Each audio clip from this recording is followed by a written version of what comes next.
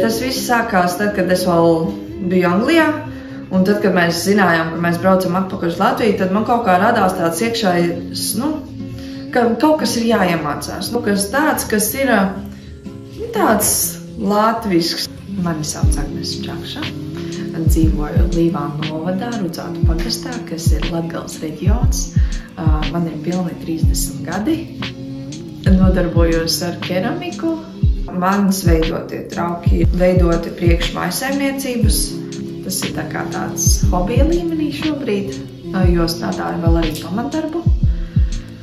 Man ir vispār ģimenes dzīve, tas ir viens, tad ir keramikas dzīve, tā ir pavisam kas cits, jo es veidoju tad, kad ir vairāk iedvesma un gribēšana un laiks. Tad man ir vēl arī lauku dzīve. Mēs samācījāmies visādas interesantas lietas, kā izaudzēt kartupeļus bez aršanas un bez nekādas tādas lauku tehnikas.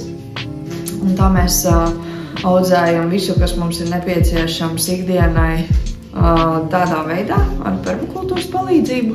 Mācījusies pamatskolā, esmu arī Līvānu novadā, bet viesnīcas servisa speciālitāti mācījos Ērgļu arodvidusskolā. Jā, un pēc tam, pabeidzot profesiju, aizbraucu uz Angliju. Padzīvoju tur 6 gadus, pastrādāju. Ne tikai padzīvoju, bet arī pastrādāju, jā. Kartona rūpnīcā, kas bija pats pēdējais darbs, gaļas pusfabrikātu ražošanas rūpnīcā, gan arī diētisko pulvērīšu ražošanas rūpnīcā. Gāju ar vienmēr sapelnīt naudiņu, lai varētu atgriezties atpakaļ Latvijā. Uzreiz man bija tā doma. Pēc tam, kad jau tur padzīvoju, tad likās, varētu vēl padzīvot. Gribējās vēl vairāk nopelnīt, un tā angļu valoda mazliet aizgāja. Tu saproti, ka tev ir kaut kādas iespējas vēl augstāk kaut kur amatā tikt, un tad kaut kā pamainījās dzīves apstākļi, un vairs nebija tā doma braukt atpakaļ uz Latviju, un satiku savu īsto vīrieti, un radās abiem diviem kopīga izvēle braukt atpakaļ uz Latviju, un tad mēs nonācām pie slēdziena, ka mēs braucam atpakaļ uz Latviju, iegādājāmies īpašumu netālu no savas dzimtās vietas, un te mēs esam. Laikam tas tā kā krājās, jo bija diezgan daudz braukšanas uz Latviju. Mēs atbraucām uz vieniem svētkiem, pabaudījām, un tad atbraucam vēl, un tad vai cik forši, un stāvam lidostā, ka negribās nemaz braukt projām, un neizveidojās tā māju sajūta, un tad līdz ar to arī laikam vilka mums abus atpakaļ uz šejienu. Un jā, un tad vienā reizē mums tā braucam vēlreiz Latviju, un tad mēs izlēmjam, un tad mēs arī izlēmām, ka mēs brauksim uz Latviju. Un atbraucu uz Latviju. Trāpījās reize, ka Kristīna Šišlova taisīja projektiņu par māla pirts veidošanu. Un tad jau es pirmo reizi pataustīju māli kā tādu, jo maziņu būdami es netiku pie māla un vispār neko tam līdzīgu nezināju par podniecību, keramiku.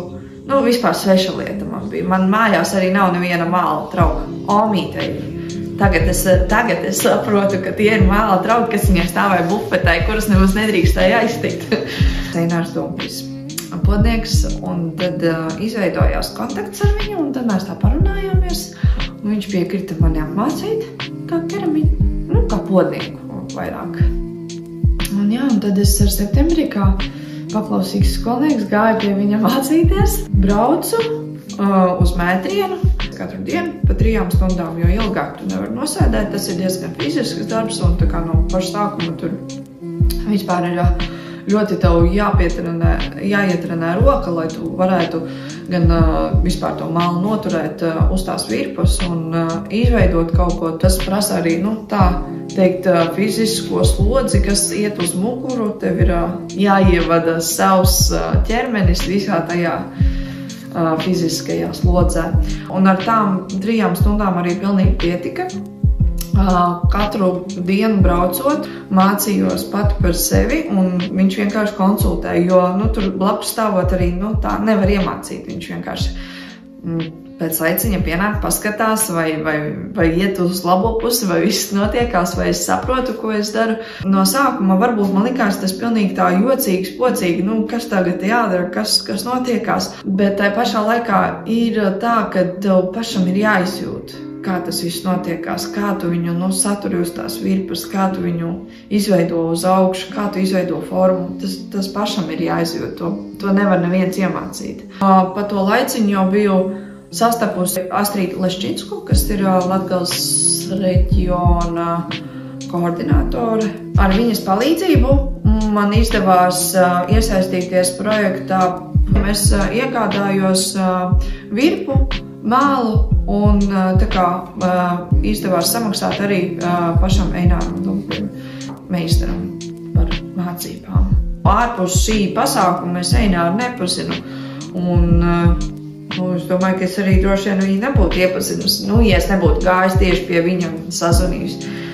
Tā ir iespēja kaut kur piedalīties, kaut ko iegūt un man tajā momentā bija nepieciešams kaut kas savādāks. Braukāju uz izstādēm ar traukiem. Ik pa laiciņam mums ir tādas izstādītas tepat tuvākajās bibliotēkās, kas man ir tā patīkami.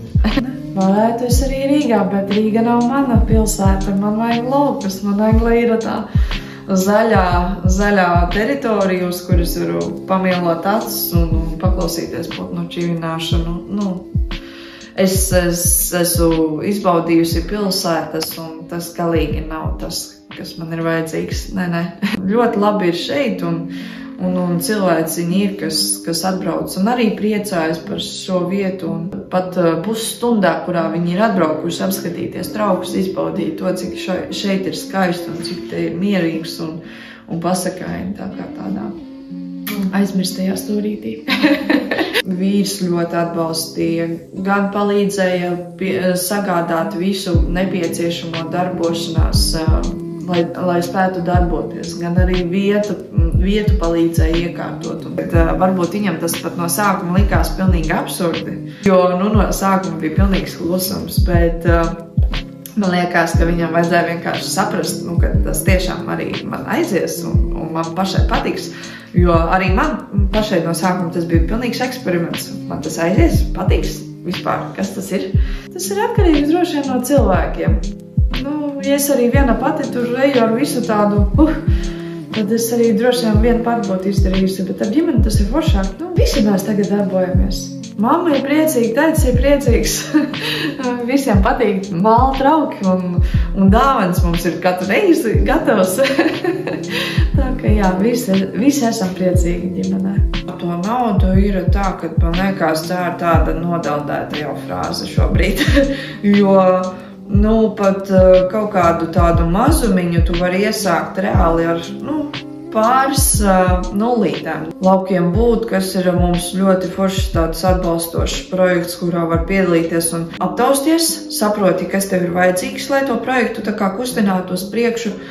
Tad jau tu ieraugi tās aprises un rakstot to projektu, tu iegūsti visu to, kādu tu gribi to savu, kāda tev tā ideja ir. Man ir radošā ideja, bet man vajag to biznesa pusi redzēt arī, kas tas vispār ir, vai tas atmaksājas, uz kurien es to savu preci sūtīšu vai pārdošu, kam viņi interesē. Un tad, kad ir tas sarakstīts, tad jau var skatīties uz priekšu kaut ko. Esmu bijusi Pink grupiņā, kur mēs arī visu gājam cauri finansiālo un biznesa apmācības un visu. Lauka atbalsta dienas, kur arī ir vienmēr notiek visādi projekti. Ja. Mani laikam ceļ tas, kad es to gribu darīt, kad man gribās, lai iet tālāk tautiņās tas manis darītais. Man kā liekas, ka vajadzētu būt tā, ka rokraksts izveidojas un iet viens rokraksts, bet man viņš neveidojas. Man ir tā, ka citā momentā man liekas, ka man garīgais var pamainīties un man tā krūzba būs pavisam savādāka. Par sapņiem es tā nemēdz runāt, jo man patīk, ka es piepildu un tad, bet pēc 10 gadiem es būšu šeit patās. Man būs arī te patās draugi un es darbošos, jo radošums ir vajadzīgs viennozīmīgi.